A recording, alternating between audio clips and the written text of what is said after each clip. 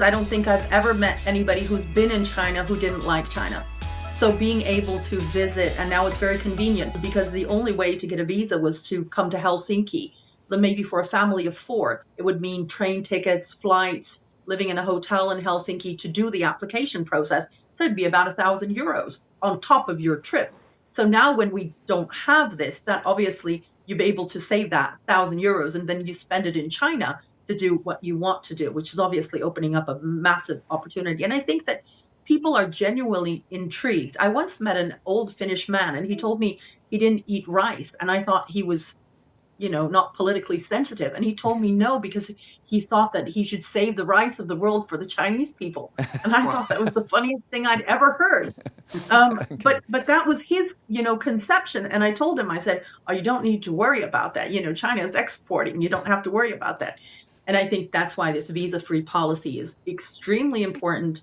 It gives the opportunity for the normal person, the ordinary man, to visit without a lot of stress. And I think it's going to be an exciting way. And people are going out there, they're sharing with their friends. And I think that anybody who's made friends with Chinese people, who's ever visited in China, feels completely different about China. People are talking about like a post-China culture shock or even post-China blues. Do you feel any kind of a similar experience, like back in China or back in Finland? Oh, definitely. For me, everybody always talks about how China is so convenient. Life in China is so easy, and I use all the Chinese apps. I mean, I have everything from Samsung to Didi to 大众点评. I use all the possible. But in for my life, the biggest thing that I've always loved about China is people.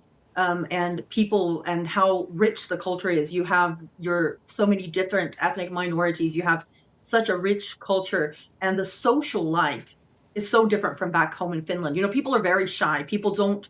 It's not very easy to make friends in Finland. In China, I think that's one of the richest and the best things about having Chinese friends is that honest and that real, life that brings to you. You have a very rich and full life in China. And that's one of the first things that really shocked me when I came back to Finland.